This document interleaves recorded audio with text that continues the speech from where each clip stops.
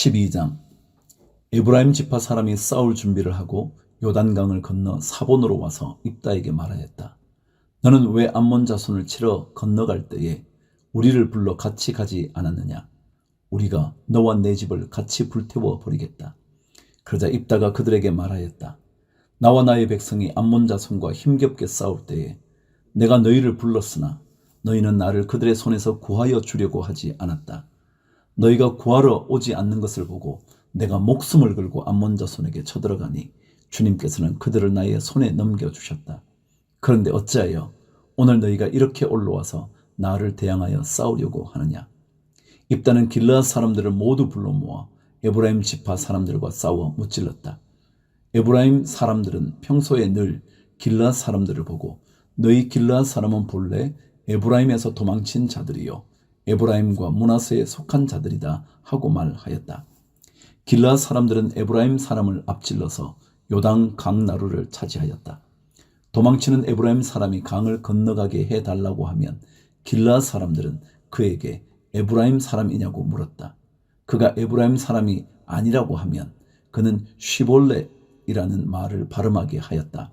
그러나 그가 그 말을 제대로 발음하지 못하고 시볼렛이라고 발음하면 길르앗 사람들이 그를 붙들어 요단강 나루터에서 죽였다. 이렇게 하여 그때에 죽은 에브라임 사람의 수는 42,000이나 되었다.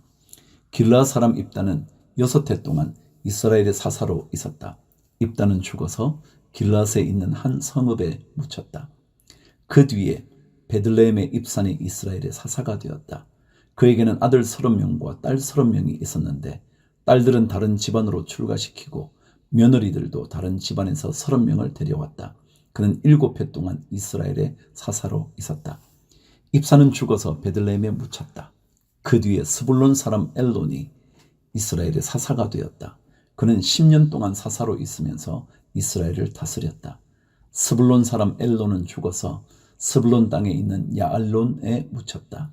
그 뒤에 비라돈 사람 힐렐의 아들 압돈이 이스라엘의 사사가 되었다.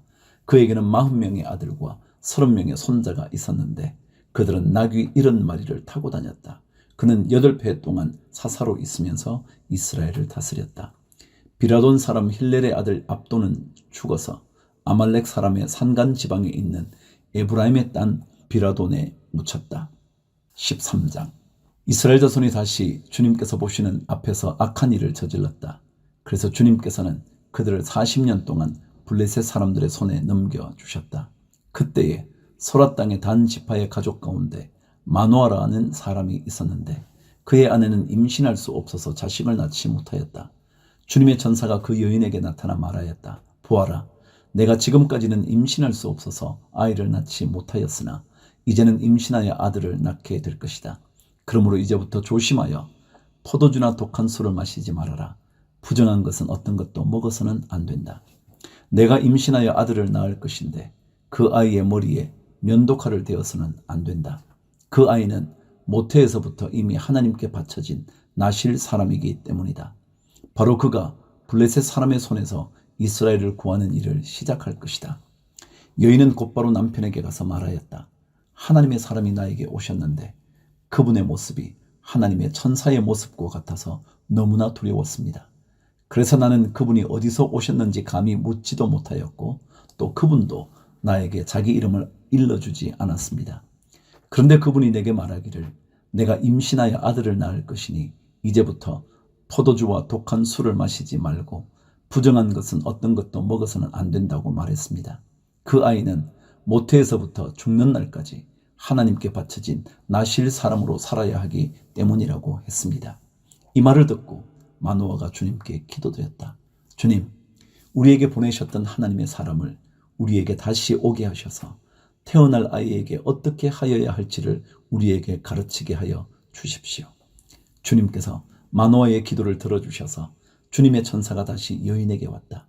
그때 그 여인은 밭에 앉아 있었는데 남편 마노아는 아내와 함께 있지 않았다. 그래서 그 여인은 급히 달려가 남편에게 말하였다. 와보세요. 저번에 나에게 오셨던 그분이 지금 나타나셨어요. 마노아는 일어나 곧 아내를 따라가서 그 사람에게 이르렀다.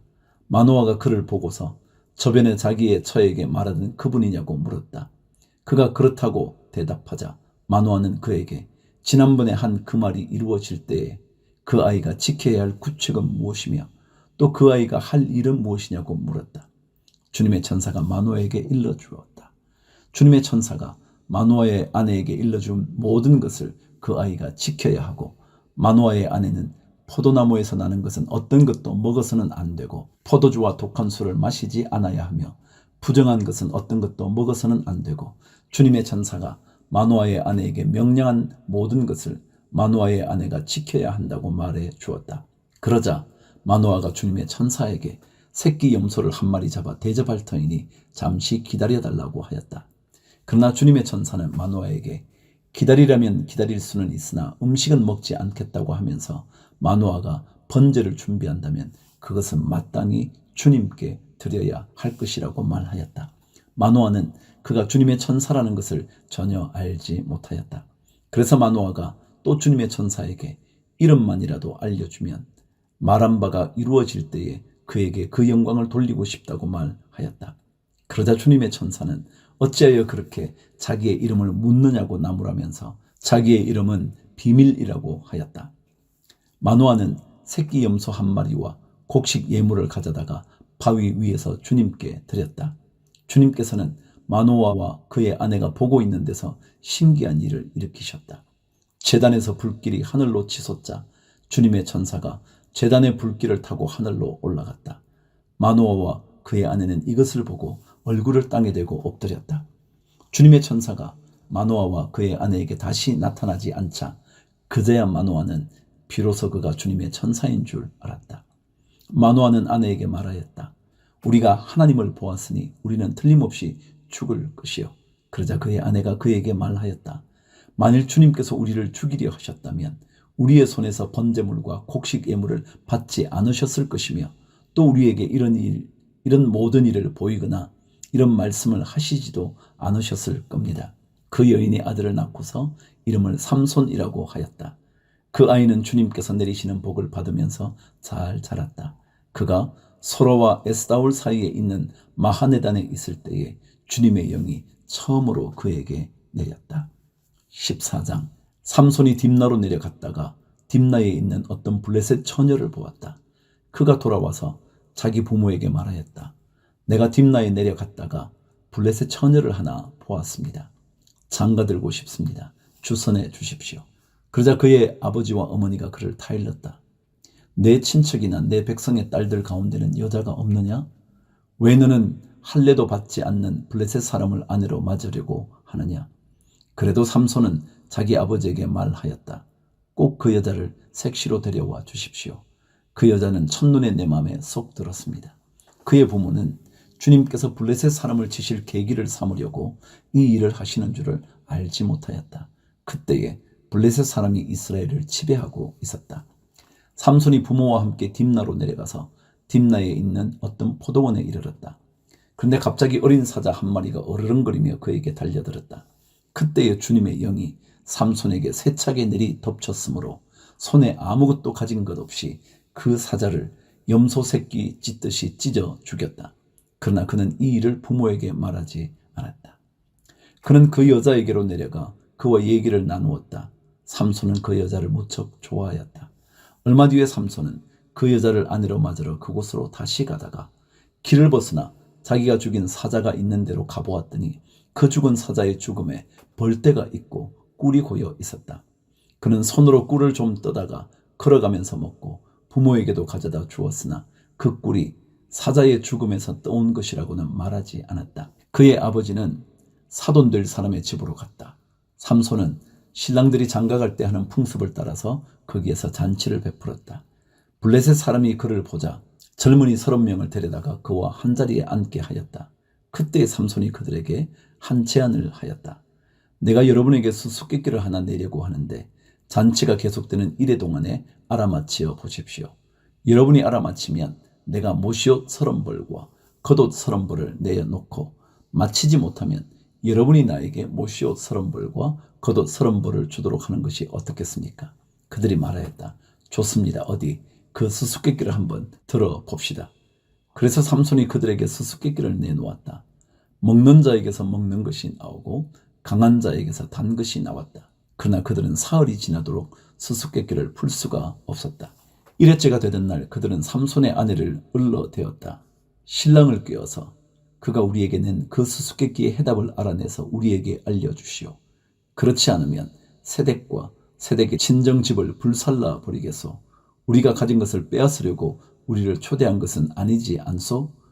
그래서 삼손의 아내는 삼손에게 울며 말하였다. 당신은 나를 미워할 뿐이지 사랑하지는 않아요. 그러니까 당신이 나의 나라 사람들에게 수수께끼를 내놓고도 나에게는 해답을 가르쳐주지 않았지요. 삼손이 아내에게 말하였다. 이것 봐요. 내 부모에게도 알려드리지 않았는데 어떻게 당신에게 말할 수 있겠소? 그러나 그의 아내는 삼손에게 일에나 계속되는 잔치 기간에 계속 울면서 졸라댔다. 일회째 되는 날 삼손은 드디어 아내에게 수수께끼의 해답을 말해버리고 말았다. 그러자 아내가 그 해답을 자기 동족 사람들에게 알려주었다. 일회째 되는 날 해가 지기 전에 그 성읍 사람들이 삼손에게 말하였다. 무엇이 꿀보다 더 달겠으며 무엇이 사자보다 더 강하겠느냐? 삼손이 그들에게 대답하였다. 나의 암소로 밭을 갈지 않았더라면 이 수수께끼의 해답을 어찌 찾았으랴. 그때에 주님의 영이 삼손에게 세차게 내리 덮쳤다. 삼손이 아스글론으로 내려가서 그곳 주민 30명을 죽이고 그들에게서 노력한 옷을 가져다가 수수께끼를 푼 사람들에게 주었다. 그리고는 몹시 화가 나서 자기 아버지의 집으로 돌아가 버렸다. 그러자 삼손의 아내는 삼손의 들러리로 왔던 한 친구의 아내가 되었다.